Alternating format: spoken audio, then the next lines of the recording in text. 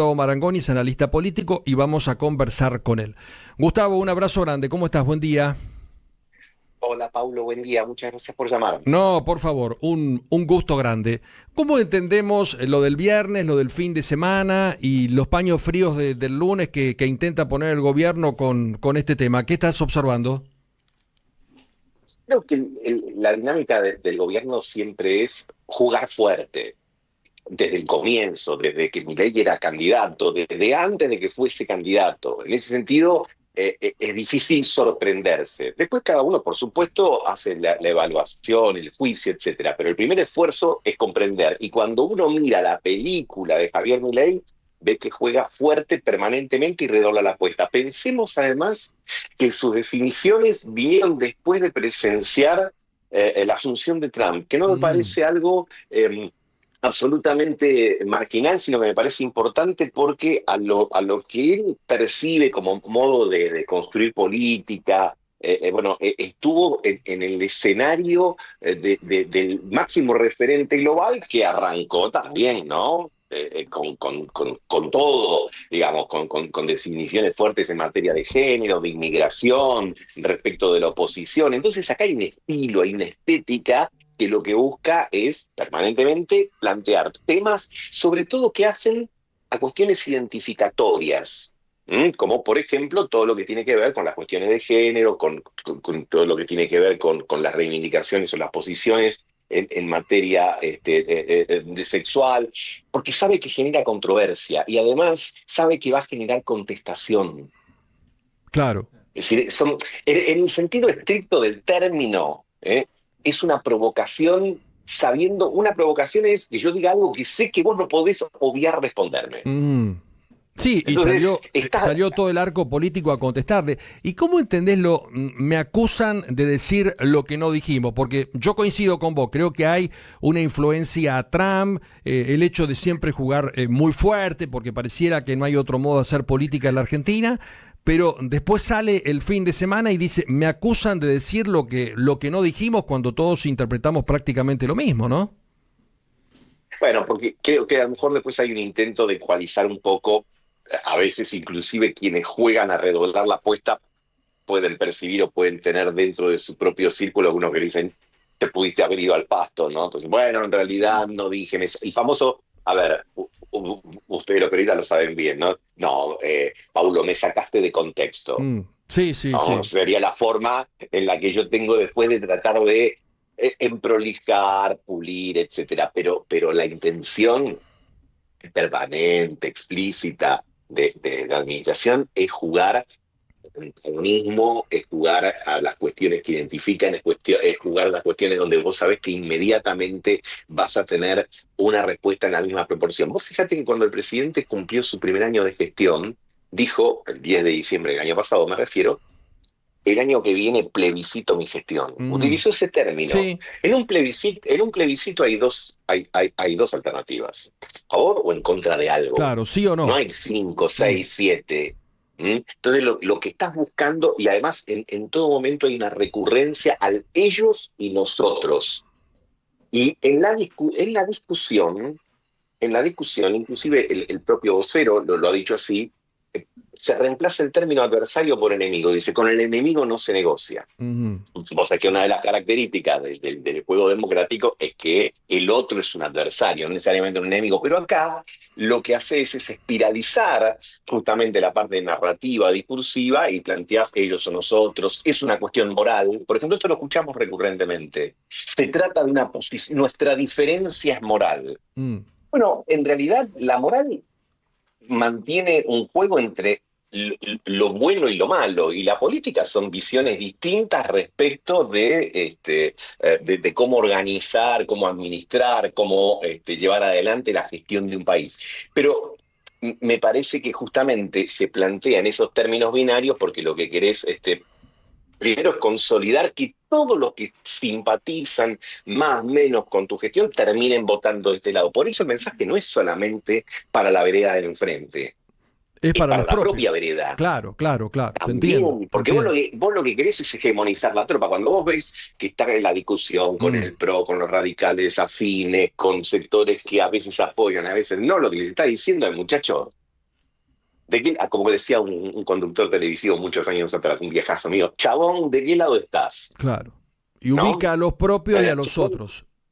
Te entiendo. exactamente, como Mm, diciendo, mira, si vos tenés simpatías conmigo y a lo mejor tenés alguna diferencia, mirá que del otro lado lo que está es la democracia woke, los que defienden estas cosas que son absolutamente imperdonables, los que quieren la Argentina al atraso, etcétera.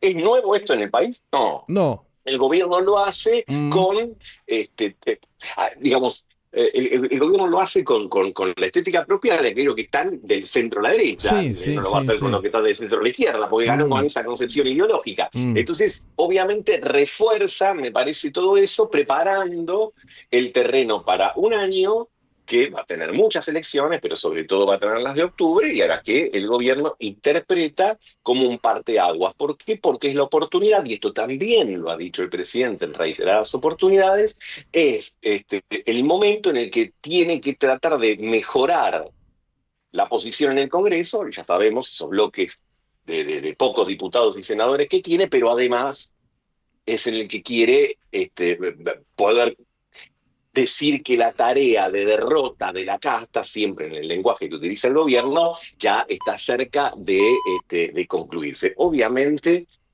me parece que él tiene una ventaja respecto a sus opositores, que el liderazgo es uno solo de este espacio, Ujú. y en la oposición eso no existe. Entonces creo que está buscando capitalizar él, por un lado, la propia jefatura, y por el otro, es cierto que ha elegido un rival o una rival. En su imaginario, él quiere polemizar, quiere competir, como lo ha dicho él, no yo, no es una Sí, deducción sí. mía. Él dijo, vamos a ponerle los clavos al cajón del kirchnerismo, del cristinismo, etcétera, etcétera. Es decir, y el proyecto de ficha limpia, por ejemplo, ahora, independientemente de las posiciones que uno tenga respecto a ese proyecto, que creo que es sabido desde el comienzo que está condenado a no prosperar, pero es una forma de hacer un juego de a dos, como diciendo, mire, esto es entre ellos, y ellos serían específicamente el kirchnerismo, y nosotros. Ujú. Y los demás o juegan de este lado, o bueno, que vayan del otro, pues sabiendo que el kirchnerismo no tiene en este momento la oportunidad de sintetizar a toda la oposición. Mm. Gustavo, ¿la Argentina se puede hacer política sin ir tan a fondo, sin patear puertas, o es sinónimo de debilidad? Mira, yo te diría que en la Argentina y en el mundo está muy difícil hacer política de otra manera. Los centros políticos se han debilitado en todo el mundo. La moderación es calificada como tibieza en buena parte de las democracias occidentales. Y yo creo que en esto hay un juego donde las tecnologías y las redes facilitan. ¿Por qué? Porque justamente la tecnología, las redes, tienen una estructura binaria. ¿Me gusta o no me gusta? No tenés alternativas intermedias. Ujú. Claro. ¿Eh? Entonces, me parece que esta idea de reforzar las identidades, a ver, es muy difícil negociar alrededor de los valores. Vos podés negociar alrededor de los precios. Vos vas a comprar algo y decís, mira, ¿cuánto vale esto? 10, no, no, te pago 10, te pago 8, te pago 7, etcétera. Ahora, ¿cómo haces para negociar si uno es el bien y el otro es el mal? ¿Dónde estaría el punto? ¿Vos cómo haces para negociar con alguien que considerás que está fuera del universo de lo moral? Mm. No Eh, podés, la negociación obviamente se debilita, sí, porque sí, sí. inclusive sería como una actitud que no corresponde negociar con el mal, con esto. Ahora, guarda también, como decía vos y yo somos futboleros, y esto es un viejazo de mi parte, Ujú. como alguna vez decía San Filipo, guarda con comerse todos los amagues, Claro, claro. guarda con pensar que muchas de estas cosas son, digamos, como cuestiones que se impulsan de verdad, como que la actitud va a ser permanente, cerrada y hermética, porque después aparecen otros cursos donde se negocian, o se bajan los cambios. Es cierto que no es, o por lo menos voy a hablar en términos personales, no es agradable que muchas cosas se lleven a este nivel discursivo, pero yo no sé, lo planteo como duda, si eso necesariamente abre, como algunos dicen, la puerta eventualmente a conductas autoritarias o a persecuciones, todo esto, porque me parece que alrededor de toda esta semántica muchas veces también hay un juego de decir, bueno, vamos a provocar, pero sin que la sangre llegue al río. Hasta o por ahí. lo menos a lo mejor Claro, estoy hablando. Pero, ¿cómo? Pero, a ver, Gustavo, buenos días. Gonzalo Prado aquí te saluda. Hola Gonzalo, buen día. La confrontación permanente que plantea el gobierno, ¿no es una forma también de que la sangre llegue al río? Porque en algún momento se termina yendo de las manos y terminan reculando. Es lo que estábamos viendo este fin de semana, cuando diciendo no fue lo que yo dije, o sea, no dije lo que dije del presidente. Bueno, ahí vamos, ¿no? Digo, cuando la cuestión sube, espiraliza más allá de lo que conozco el gobierno, dice, bueno, vamos a bajar un poco el tono, vamos a decir, me sacan de contexto, etcétera. Es decir, antes se hablaba de ideología, después se habló de discurso, después se habló de relato, ahora se habla de narrativa. En la narrativa del gobierno hay una necesidad de inflacionar el lenguaje, ¿no? Meterle mucho anabólico y hablar muchos adjetivos e incorporar descalificaciones. Después, yo creo que por lo menos, por ahora, y obviamente uno espera que así sea, no existe la idea de avanzar a correr por la calle, a establecer otro tipo de conductas más severas o más estrictas. Porque esas son fuerzas que surgen de las redes, que entienden que el lenguaje de las redes tiene que tener estas características para poder generar tráfico, para poder generar trending topics, para poder generar atención. Es muy difícil pensar que vos podés convocar en esos espacios la atención de alguien en una conversación como por ejemplo la que estamos manteniendo nosotros. Que sería como en términos de nada, sí, no dijeron más nada, coloquial, otra cosa, ¿no? Claro. Claro, es como que hay que...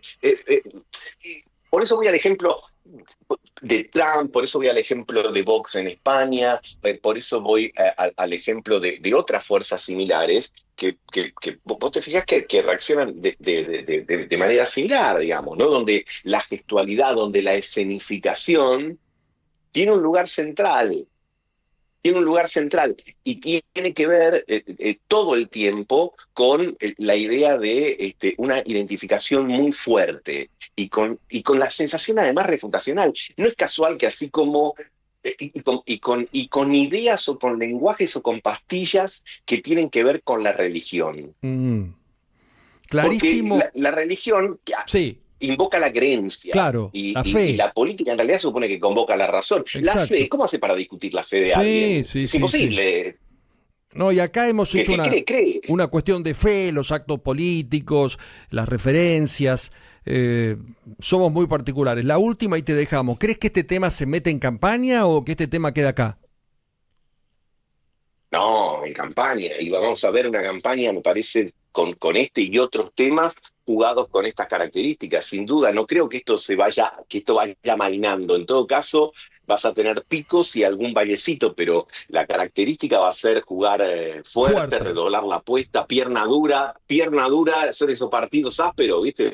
Pablo, son esos partidos ásperos que como se el Español de Boca quizá. ayer, exacto. Exacto, claro. Como zafó de la Roja. Como zafamos ahí, ¿no?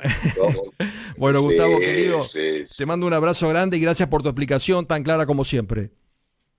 Buena semana para ustedes. Gracias. Un abrazo muy grande. Señor Gustavo Marangoni, haciendo un análisis político y pronosticando que la campaña va a ser así. Sí. Dura, ¿no?